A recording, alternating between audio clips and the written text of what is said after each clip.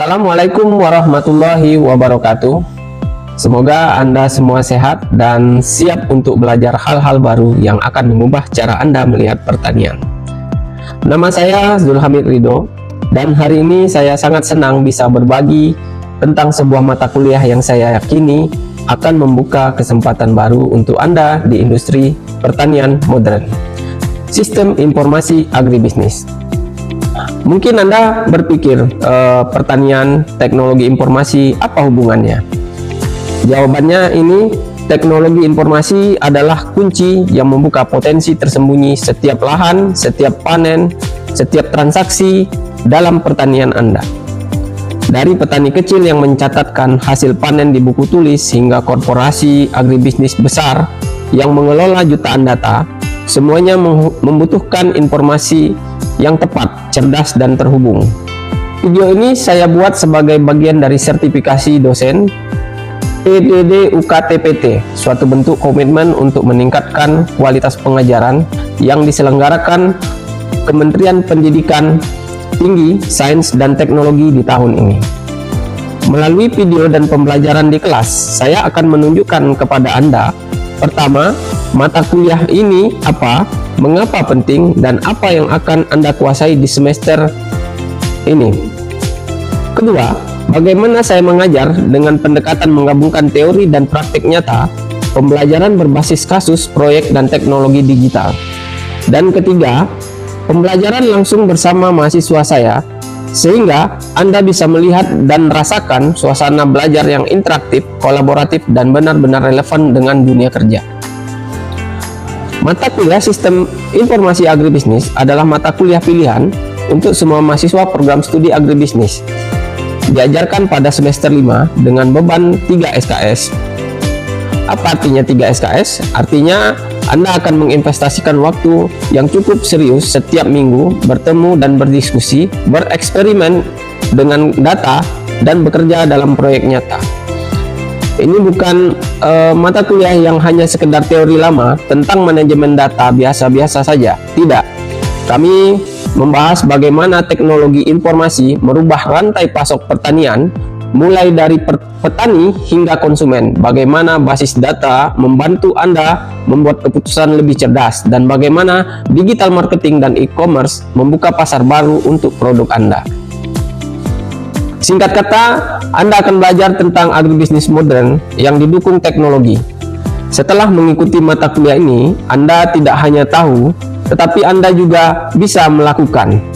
Spesifiknya, Anda akan mampu, pertama, menerapkan konsep data, informasi, dan sistem untuk mengidentifikasi kebutuhan informasi setiap kegiatan agribisnis. Anda akan belajar membedakan antara data mentah dan informasi berguna, dan bagaimana mengubah yang pertama menjadi yang kedua. Kedua, menganalisis komponen sistem informasi, mulai dari hardware, software, data, manusia, prosedur, dan merancang sistem yang sesuai untuk subsistem pertanian, dari hulu yaitu penyediaan atau input, kemudian masuk kepada usaha tani on farm, hingga hilir yaitu pemasaran produk pertanian.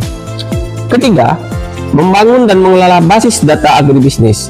Bukan hanya teori tetapi praktik langsung. Anda akan belajar membuat tabel, relasi, dan query data yang mendukung untuk pengambilan keputusan.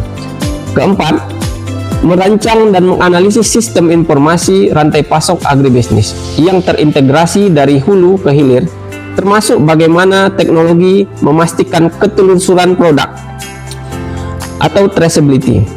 Dan kelima, mengidentifikasi peluang kewirausahaan agribisnis berbasis digital, dari e-commerce, marketplace, digital marketing, hingga startup agritech, dan merancang model bisnis yang viable.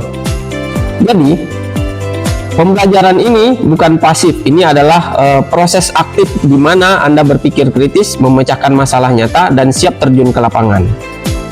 Sekarang Anda mungkin bertanya, bagaimana cara memastikan saya benar-benar belajar dan siap untuk menerapkan ilmu ini? Jawabannya ada 3 pembelajaran yang saya sebut DIA atau Delivery, Interaction, dan Assessment. Pilar pertama, Delivery, penyampaian materi dengan cara yang bermakna. Saya percaya bahwa tidak ada buku resep tunggal untuk mengajar. Setiap topik membutuhkan pendekatan berbeda. Untuk konsep sistem informasi, saya menggunakan studi kasus nyata dari agribisnis. Untuk basis data, saya ajarkan tidak hanya teori, tetapi praktik langsung di komputer. Untuk digital marketing, mahasiswa saya simulasikan menjalankan kampanye di media sosial. Sumber belajar saya kumpulkan dari berbagai tempat, buku-buku klasik tentang sistem informasi, jurnal penelitian terbaru tentang agribisnis digital, dan dokumentasi tools-tools teknologi, dan artikel dari praktisi di lapangan. Semuanya untuk memastikan apa yang Anda pelajari relevan, terkini, dan bisa langsung diterapkan. Pilar kedua yaitu interaction, interaksi 2 arah yang sesungguhnya. Pembelajaran bukan saya yang bicara, Anda dengarkan. Sebaliknya saya dorong Anda untuk bertanya saat ada yang kurang jelas, berdiskusi dengan teman sekelas tentang ide dan keraguan, dan bagaimana bekerja sama dalam proyek-proyek nyata. Kami menggunakan berbagai media interaksi, diskusi langsung di grup WhatsApp di kelas untuk pertanyaan cepat, Google Classroom atau LMS untuk materi dan tugas, dan forum diskusi online untuk refleksi mendalam. Dengan begini, pembelajaran tidak berhenti saat kelas berakhir, tetapi harus terus berlanjut kapanpun Anda siap. Pilar ketiga yaitu asesmen, penilaian yang komprehensif dan adil. Saya tidak percaya pada ujian akhir sebagai satu-satunya ukuran pemahaman Anda. Sebaliknya, penilaian mencakup partisipasi aktif di kelas, kuis-kuis kecil untuk mengukur pemahaman konsep, tugas-tugas individual dan kelompok yang mengasah keterampilan analisis, proyek akhir yang menggabungkan semua kompetensi, dan praktikum di lab komputer. Untuk pelaksanaan asesmen dalam pembelajaran, saya melakukan evaluasi penilaian terhadap mahasiswa. Di awal pertemuan, saya menjelaskan bobot penilaian dari mata kuliah Sistem Informasi Agribisnis, yaitu partisipasi aktif 20%, proyek 30%, tugas dan kuis masing-masing 5%, UTS 15% dan UAS 15%, dan praktikum sebesar 10%. Setiap komponen penilaian ini dirancang untuk mengukur pemahaman Anda dari sudut berbeda, dan yang paling penting, saya selalu memberikan umpan balik spesifik dan konstruktif sehingga Anda tahu apa kekuatan dan apa yang perlu ditingkatkan. Nah, dari penjelasan saya secara umum, saya yakin lebih baik Anda melihat dan merasakan sendiri bagaimana pembelajaran itu berjalan. Lihat bagaimana mahasiswa saya berdiskusi tanpa takut salah, dan bagaimana mereka mengerjakan proyek dengan sungguh-sungguh. Bagaimana antusiasme mereka ketika data mereka berhasil disimpan dan ditampilkan dengan benar di basis data, atau ketika produk mereka terjual di simulasi. Selamat menyaksikan video pembelajaran berikutnya bersama saya dan mahasiswa-mahasiswa Sistem Informasi Agribisnis di kelas kami. Saya berharap Anda bisa merasakan energi dan keseruan belajar sesungguhnya. Terima kasih telah meluangkan waktu untuk mengenal mata kuliah ini. Wassalamualaikum warahmatullahi wabarakatuh. Assalamualaikum warahmatullahi wabarakatuh. Oke, selamat pagi semuanya. Apakah sehat semua? Oke, baik. Kalau begitu, sebelum kita memulai pembelajaran hari ini, silakan ketua kelas untuk memimpin doa. Sebelum kita memulai perkuliahan,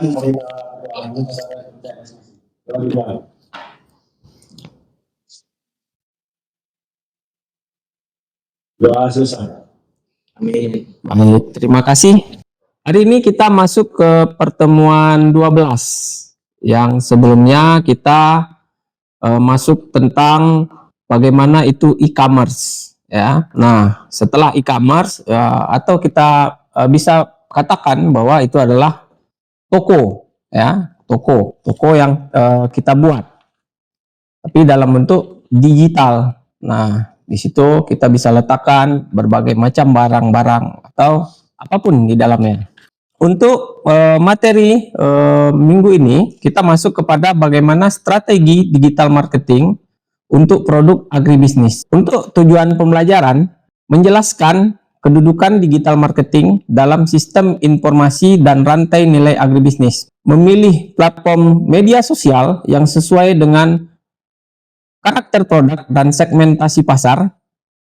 Kemudian yang ketiga yaitu merancang konten pemasaran, dan yang keempat menerapkan prinsip dasar CEO pada judul, deskripsi, produk, dan konten daring. Kemudian nanti yang kelima kita menyusun bagaimana satu rencana konten yang runut dan siap dipresentasikan. Peta materi kita bicara kerangka dasar, jadi kita bicara bagaimana karakteristik produk, kemudian konsep AIDA, kemudian kaitannya dengan sistem informasi. Nah, nanti kita gabungkan. Kemudian peta bagaimana media sosial, kemudian pemasaran konten, yaitu memberi nilai, jenis konten, dan kalendernya nanti. Kemudian dasar CEO. CEO ini adalah kata kunci yang biasa kita gunakan untuk mencari produk. Kemudian nanti ada rencana konten, ya. Jadi 6 langkah panduan tugas dan presentasi nantinya.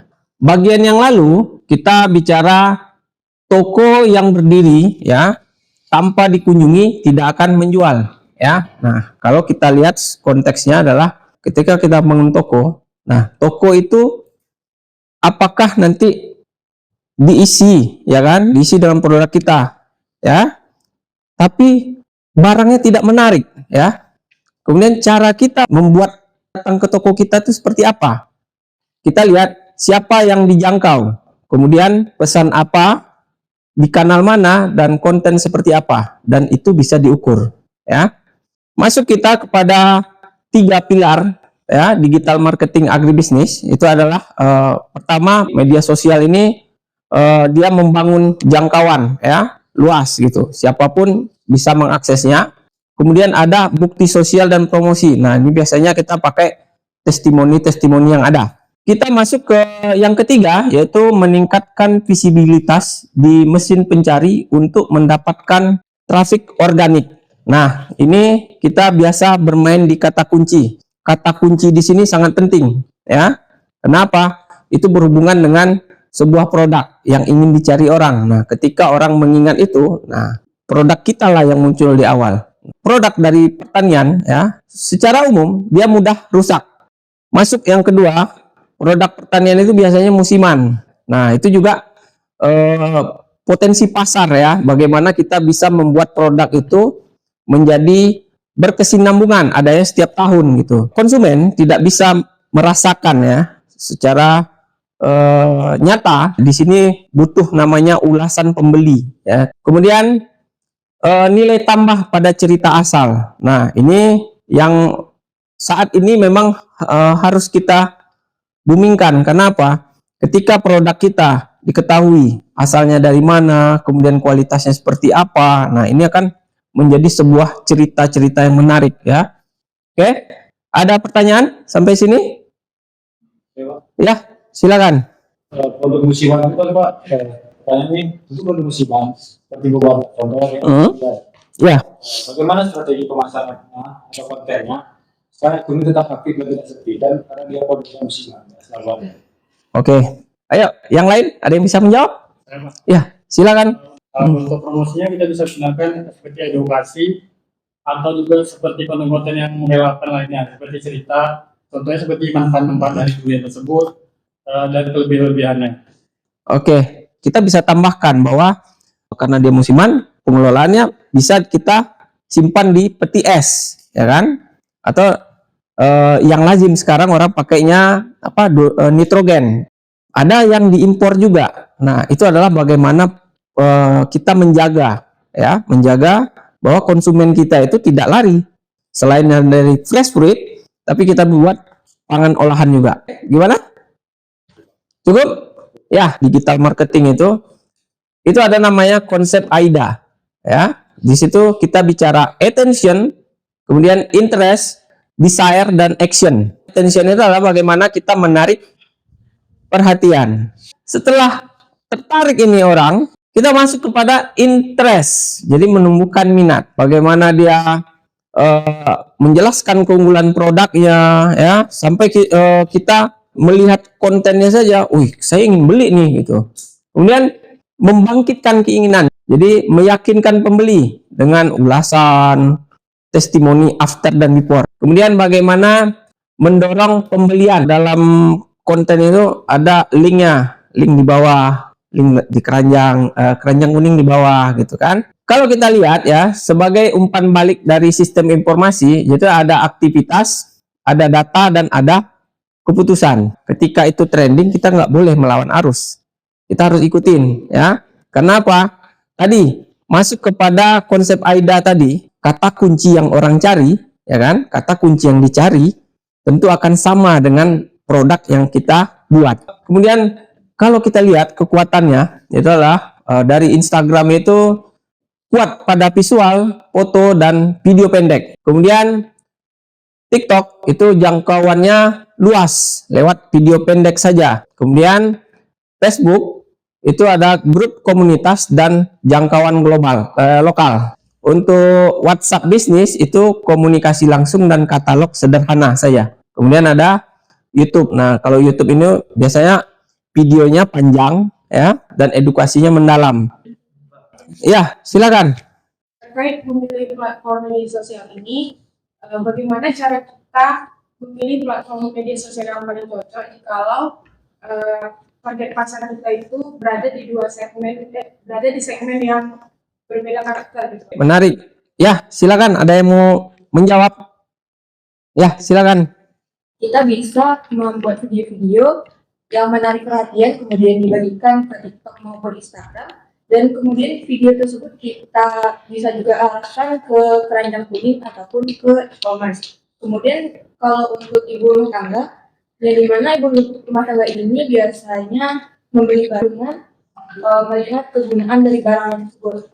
Saya butuh tambahkan bahwa kita harus melihat potensi pasar kita tuh yang mana yang akan besar nantinya gitu kan, tergantung dari produk. Kalau kita masukkan video panjang di Instagram, platformnya nolak gitu kan. Nah, apalagi kecenderungan orang ya melihat video itu akan pendek saja, 10-15 detik sudah gitu. Nah, itu yang harus kita perhatikan gitu. Nah, ini praktik dasar ya. Yang pertama adalah konsisten, kemudian interaksinya dua arah, kemudian video, foto jujur, ajakan bertindak jelas. Jadi setiap unggahan itu penjualan menyertakan cara memesan, tautan, nomor, kemudian petunjuknya ya. Nah, ini bicara konten pemasaran itu bagaimana memberi nilai lebih dulu baru menjual. Contoh kalau kita bicara tadi tomat ya kan, tomat itu kegunaannya untuk apa? Vitamin C-nya banyak, terus menjaga kulit ya kan, itu edukasi. Kemudian cerita bagaimana budidayakan oleh petani, kemudian dirawat sehingga menjadi tomat yang berkualitas. Kemudian bukti sosial adalah bicara dari pembeli ya. Pembelinya apa? Saya mau tomat yang segar ya kan, saya mau tomat yang warnanya bagus, sehingga apa? Ada umpan balik. Ada pertanyaan? Ya, silakan. Berapa idealnya perbandingan antara konten edukasi atau cerita dengan konten promosi supaya kita itu tidak selalu dianggap berjualan terus, nah tetapi dia juga menghasilkan penjualan secara terus-menerus. Kita harus berdiri pada bagaimana produk kita bagus untuk ini, kemudian ceritanya begini ya, sehingga orang bisa yakin dengan apa yang kita buat. Kita lanjut bagaimana kalender konten. Nah, ini jadwal apa yang diunggah ya, kapan, di kanal mana, dan tujuannya apa. Bagian D yaitu bagaimana tadi kata kunci. Kata kunci ini adalah membuat halaman produk lebih mudah ditemukan, sehingga apa yang kita cari itu langsung dia jumpa. Contoh, coffee shop estetik. Ini adalah see on pack ya. Biasanya kalau kita upload itu gambar ya kan. Nah, kita tidak merubah namanya, langsung aja ya img1234.jpg.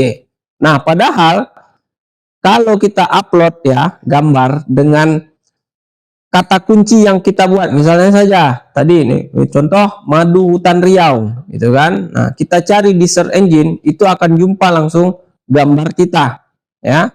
Kalau kita buat IMG 1234, dia tidak akan membaca produk kita, tapi hanya membaca nama file saja. 6 langkah ya menyusun rencana konten. Jadi yang pertama itu adalah tentukan produk dan tujuan ya. Kemudian kenali audiens kita, pilih kanal yang cocok, rancang pilar kontennya, susun kalender konten, kemudian tentukan ukuran keberhasilan. Contoh kontekstual itu adalah Kopi Liberika, komoditas unggulan dari Riau. Nah, kanal yang kita gunakan adalah Instagram dan WhatsApp bisnis. Oke, pilar konten, cerita kebun, edukasi proses seduh, ulasan pelanggan, dan promosi edisi terbatas. Kata kunci Kopi Liberika khas Riau. Diskusi ya kelompok, seperti yang tadi saya katakan, membuat satu konten yang menarik ya, silakan dibuat 3 kelompok ya. Nanti setelah itu disampaikan konten yang menarik tersebut, dijelaskan ya bagaimana kelompok tersebut bisa memberikan suatu sentuhan produk-produk dan kanal apa yang dia pakai.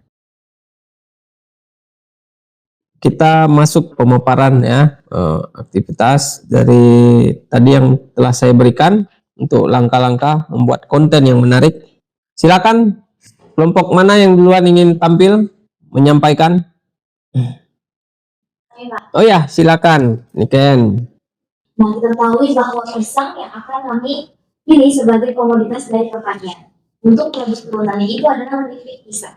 Keripik pisang ini akan dimodifikasi menjadi berbagai aneka rasa. Nah, karena keripik pisang, karena pisang itu berarti menjadi produk yang musiman dan tidak tahan lama disimpan. Untuk pelakunya, kami pilih TikTok. Nah, untuk strategi atau kontennya itu, kenapa kami pilih TikTok? Karena kami akan membuat video pendek untuk membuat beberapa konten. Pertama itu kami akan mengintroduksi atau mengenalkan produk kami untuk semua orang tahu produk apa yang kami jual dengan slogan atau campaign sekali kriuk susah berhenti. Untuk yang kedua, setelah kita mengenalkan produk kita akan membuat konten dari pengenalan atau behind the scene BTS. Untuk yang keempat, yang ketiga itu adalah POV atau konten relatable. Untuk selingan, tidak supaya konten ini naik dengan engagement selain dari jualan, kami juga akan menghasilkan dari hiburan atau POV konten film agar menarik banyak followers dari konten itu. Yang kedua, yang keempat itu adalah data varian rasa. Lalu setelah kita membuat konten tersebut, kita tentu butuh testimoni ataupun ulasan dari konsumen. Selain testimoni, kita akan membuat reaksi penonton. Yang terakhir itu adalah buat jadwal konten. Mungkin itu saja dari kelompok kami mengenai hasil dari produk bisnis yang akan kalian pasarkan. Terima kasih. Kelompok selanjutnya, Isan. Boleh, Pak. Semangka segar lokal. Semangka dipilih karena dapat dipasarkan sebagai produk segar lokal. Produk segar adalah daya simpan yang terbatas, sehingga pemasaran digital dapat digunakan untuk mempercepat pertemuan antara petani atau penjual dengan konsumen. Produk dapat dipasarkan menggunakan sistem pre-order atau pengiriman pada wilayah yang masih terjangkau. Platform yang cocok untuk semangka ini yaitu TikTok, karena semangka memiliki karakter visual yang menarik untuk konten video terutama saat dibelah dan menunjukkan warna serta kesegarannya. Rancangan kontennya, kampanye menggunakan tema panas-panas saatnya belah semangka. Itu saja dari kelompok kami, Pak. Baik, terima kasih Isan. Nah, kalau Isan lagi berbeda, ditambahkan nanti ya dalam ulasannya seperti apa teknis-teknisnya. Lanjut ke kelompok 3. Kontekstualnya itu kopi lokal Riau sebagai komoditas identitas Riau. Untuk tema kampanye itu secangkir kopi sebuah cerita dari Riau. Dalam strategi pemasaran itu kami memperkenalkan produk lokal Riau yang memiliki nilai ekonomi, budaya, dan identitas daerah. Jadi kami menggunakan media Instagram karena dapat menarik perhatian dari Gen Z tersebut.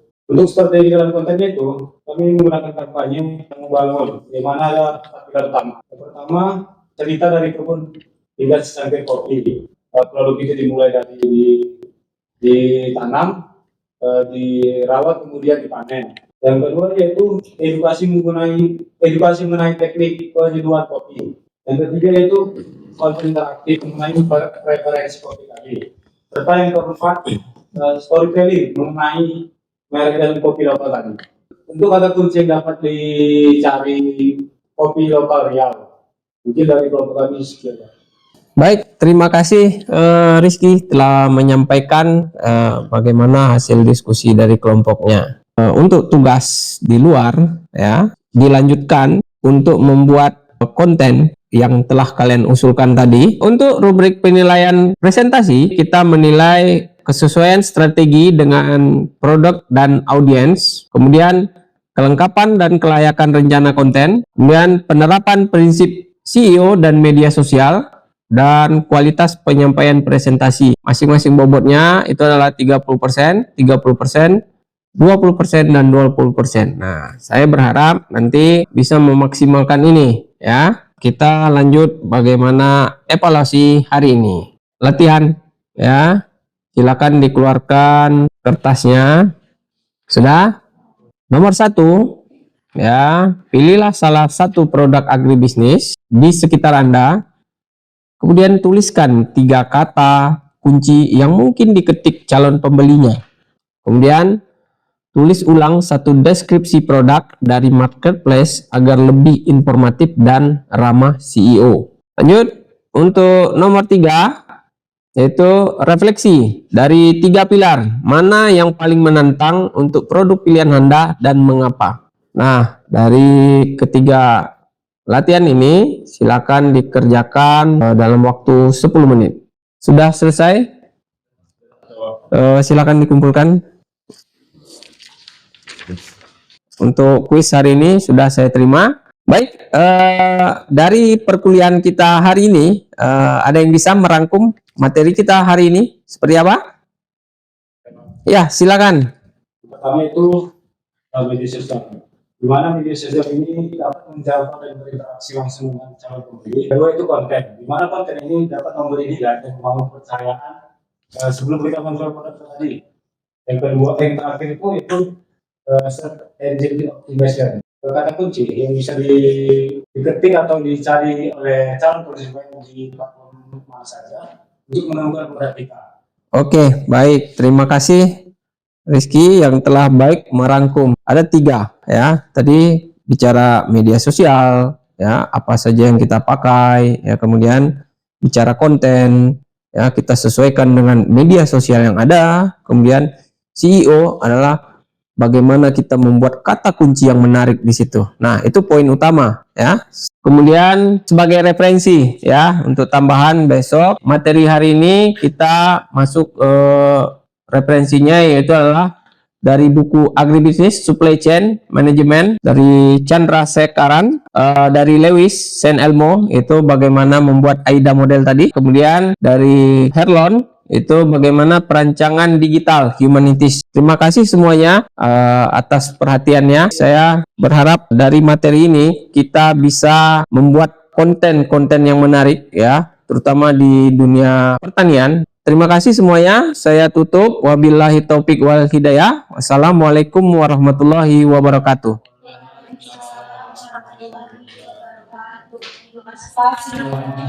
Demikianlah pemaparan pernyataan diri dosen dalam unjuk kerja Tridharma Perguruan Tinggi PDD UKTPT bidang pendidikan dan pengajaran pada mata kuliah Sistem Informasi Agribisnis. Di era digital, penguasaan sistem informasi bukan sekedar pelengkap pengajaran, melainkan bekal penting bagi mahasiswa agribisnis untuk menghadapi tantangan pertanian modern. Besar harapan kami, paparan ini dapat menjadi bahan pertimbangan yang baik dalam proses sertifikasi dosen tahun 2026. Terima kasih atas perhatiannya dan kesempatannya. Wassalamualaikum warahmatullahi wabarakatuh.